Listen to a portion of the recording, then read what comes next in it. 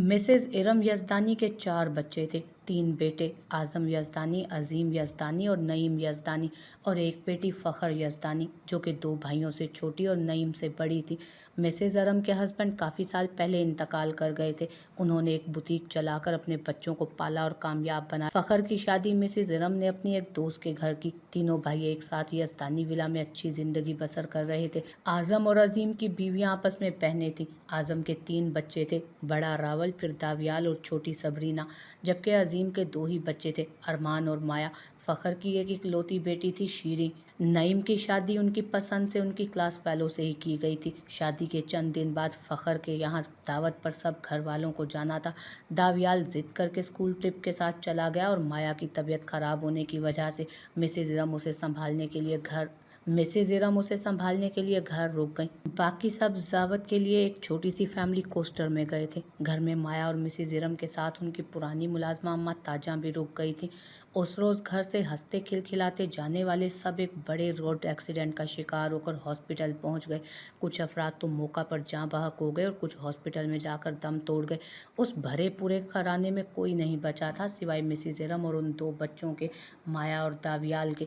Yazdani villa की रौनक को जालिम मौत की आंधी ने अपनी लपेट में ले लिया था। मिसेज़ इरम ढह गईं और शायद इस सदमे के बाद जिंदा ना बचती, मगर उन दोनों जानों के लिए उन्हें खुद को संभालना पड़ा और जीना पड़ा। वक्त गुजरने के साथ गम की शिद्दत में कुछ फ़र्क आया, मगर वो तीनों गुमसुम से हो गए। माया हमेशा से बहुत एक्टिव, शरारती और ज़हीन बच्ची थी, मगर घर के सब अफराद का एक साथ खो जाना उसे सहमा गया था। उसके मासूम दिमाग को एक झटका लगा था। दावियाल ने घर से बाहर दोस्तों में पनाह ढूंढना शुरू कर दी थी। वाहिद अम्मा ताजा थी जो तीनों का सहारा बनी रही। दावियाल ने जल्द खुद को संभाल लिया। वो फितरतन लापरवाह था। हादसे ने झटका दिया, मगर वो दोस्तों की गैदरिंग में अच्छा होने लगा। मिसेज़ इरम ने अपनी पुरानी बुटीक फिर से ओपन कर ली। माया छोटी थी, उसे अम्मा ताजा संभालने लगी। दावियाल कॉलेज बॉय बन गया था। उस पर तवज्जो बढ़ा देनी चाहिए थी, मगर कम होती चली गई। उसने खुद को संभाल लिया था। कैसे, वो कोई नहीं जान पाया। वो एक आम सा दिन था। इरम बेगम तबीयत नासाज होने की वजह से बुटीक से आकर दोपहर में सो रही थीं कि पिछले लॉन की तरफ बनी खिड़की से हंसने बोलने की आवाज़ों पर जागकर खिड़की से बाहर झांका। उन्होंने लॉन में दावियाल के अजीब हुलिये वाले दोस्त खड़े थे और एक लड़की बैठी थी। दावियाल ने माया को भी वहाँ बिठाया हुआ था। तभी उनके सामने एक लड़के ने हंसते हुए माया का हाथ थामा और उसके मुलायम गाल पर हाथ फेरा। उसका अंदाज बुरा था और नज़र भी गहरी थी। इरम बेगम की जान निकल गई। माया 9 साल की थी, इतनी बच्ची भी ना थी। उन लड़कों के हुलिये अजीब थे। शर्ट्स के बटन्स खुले थे, गले में चेन्स और बैंगल्स पहने लोफर से लड़क रहे थे। वो तीर की तरह उनके सर पर पहुंची तो दावियाल हंसते हुए उस लड़के को टोक रहा था। उन्होंने दावियाल को जाकर बुरी तरह डांटा और उस लड़के को भी डांट कर वहाँ से निकल जाने का कहा। अब वो देख रही थी दावियाल की सोबत कैसी थी। वो बुरी तरह डर गई।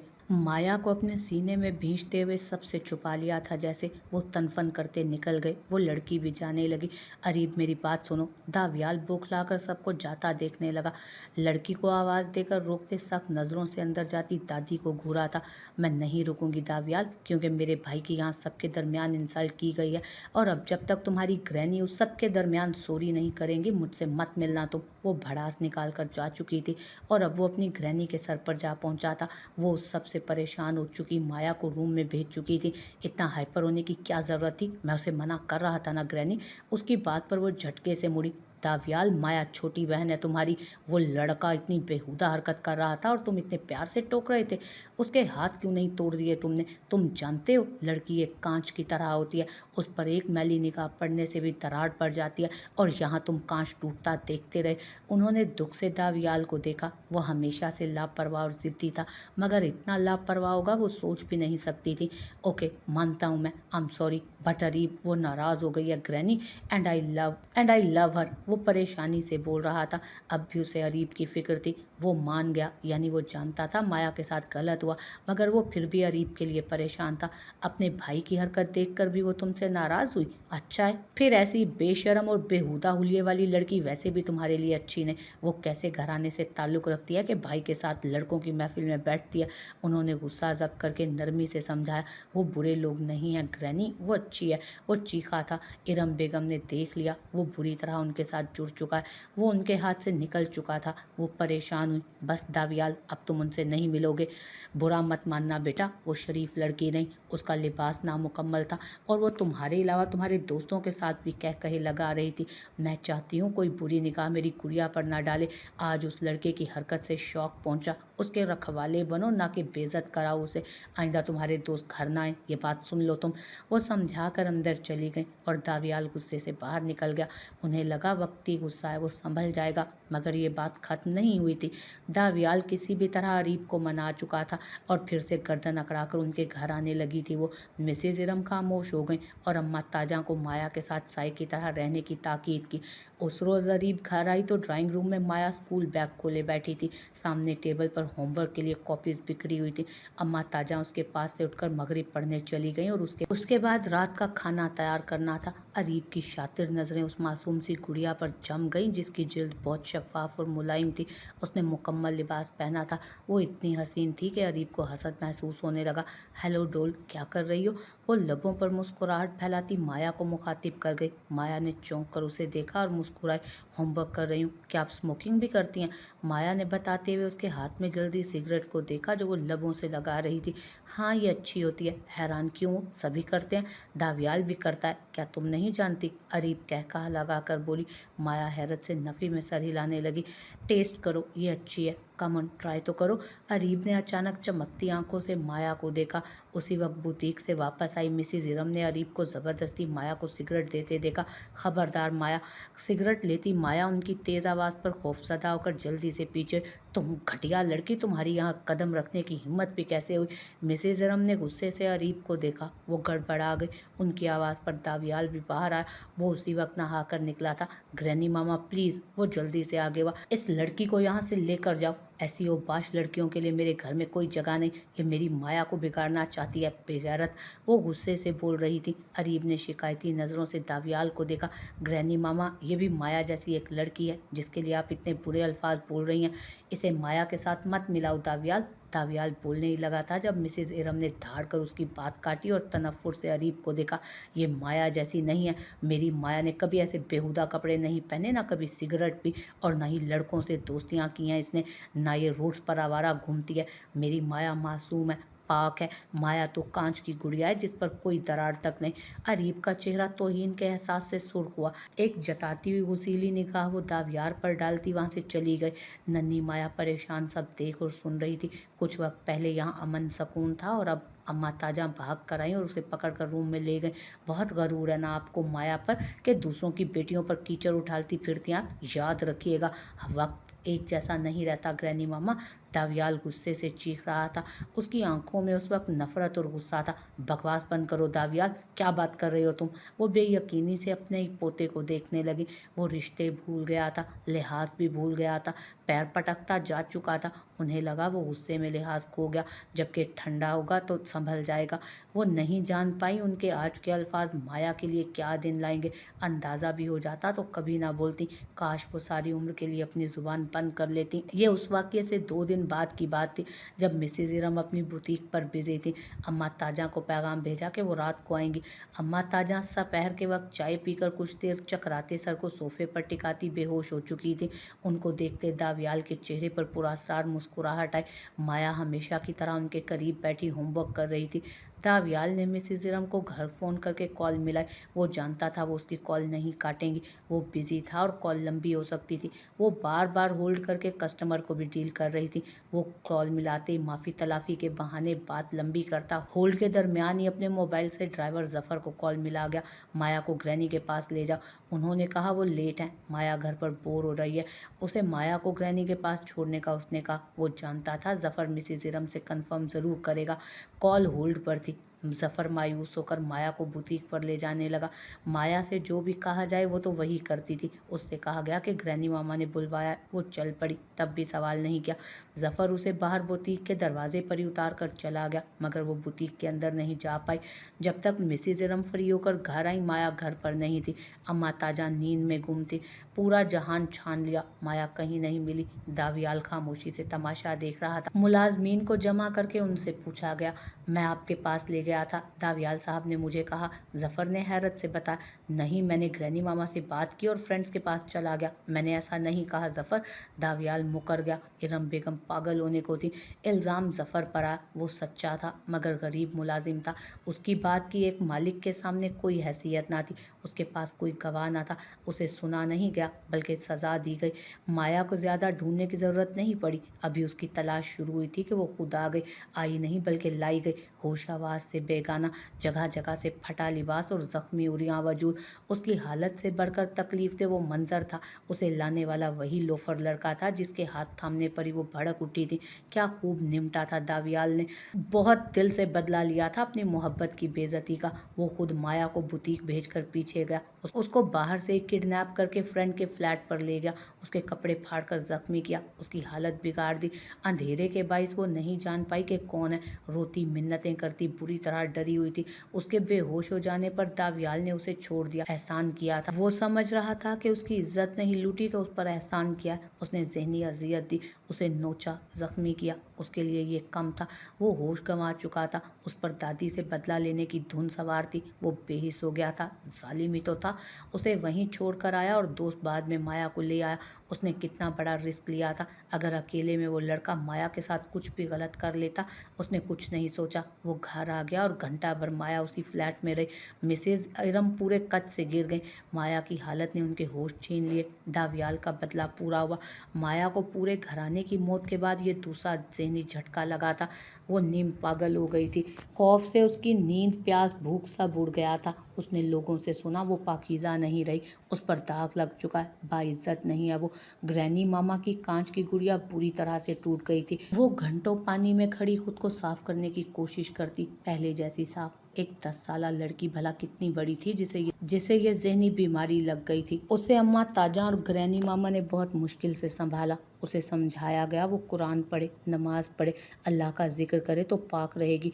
उसने दिन रात सब छोड़कर यही किया। नमाज पढ़ती या कुरान पढ़ती, रोती चीखती, अजियत का शिकार थी। न रात की फिक्र न नींद की। उसकी बिनाई धुंधलाने लगी। दावियाल उसे देखता तो ज़मीर मलामत करता, मगर अपनी ग्रैनी मामा को देखता तो सुकून मिल जाता। वो चुप हो गई थी बिल्कुल। अब कुछ नहीं बोलती थी, दावियाल को नहीं टोकती थी। दावियाल की बदफितरत दोस्त घर आने लगे तो उन्होंने माया को कमरे में बंद कर लिया। यही कर सकती थी वो। पूरे 2 साल माया ने अजियत में गुजारे। उसे अकेले ड्राइंग रूम तक नहीं जाने दिया जाता था। मिसेज इरम और अम्मा ताजा साए की तरह साथ रहते। कमरे में बंद रह रहकर वो घबरा जाती, घुटन होती थी और कभी कभी उसे लगता ऑक्सीजन कम हो रही है। तड़पती रह जाती मगर बाहर जाना ज़्यादा खौफजदा करता था।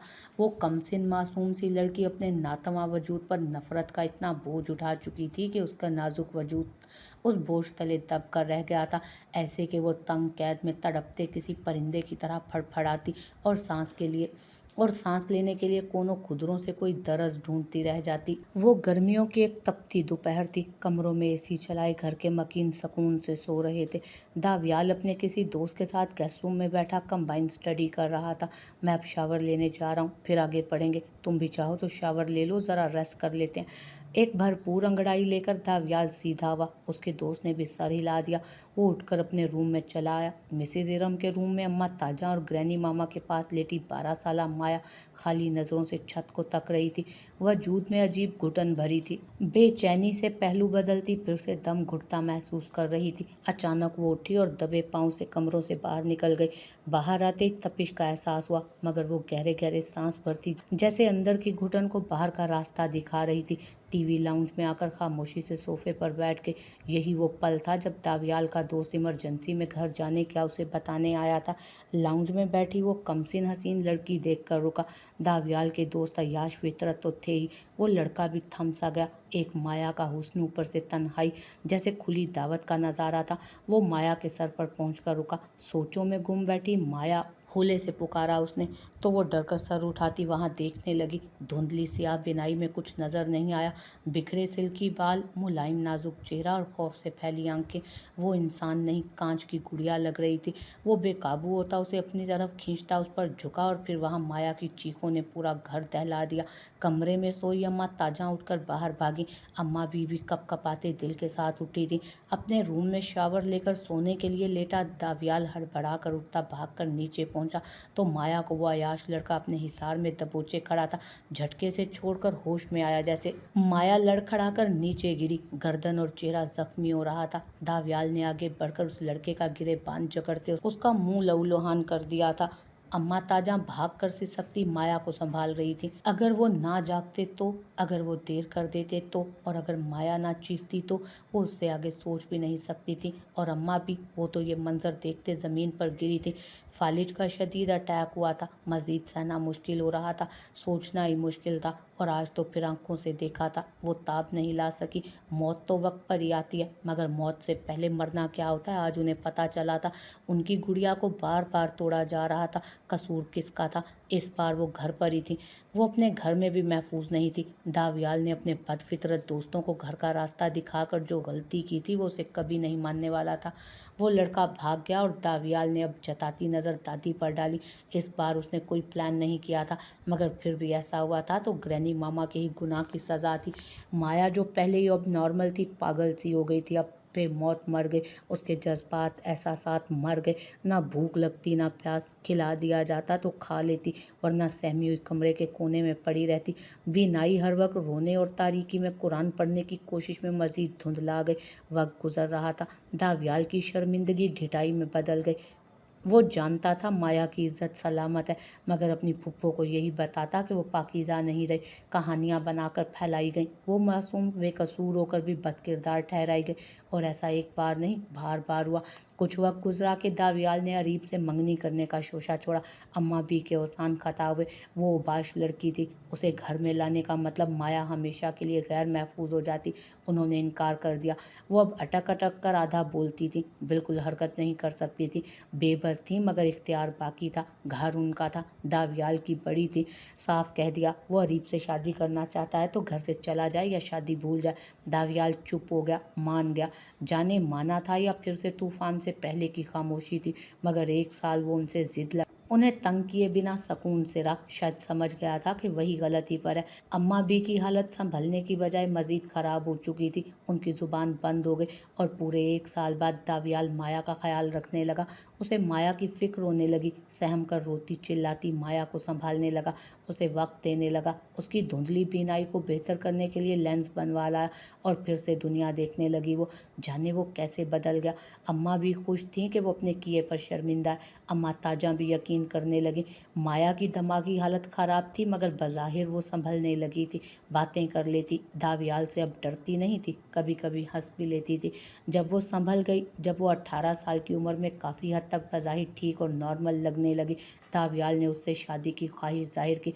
इससे बढ़कर क्या हो सकता था? वो घर का लड़का था, माया का माजी जानता था, ज़हनी हालत जानता था। माया नज़रों के सामने रहती, वो लोग मान गए।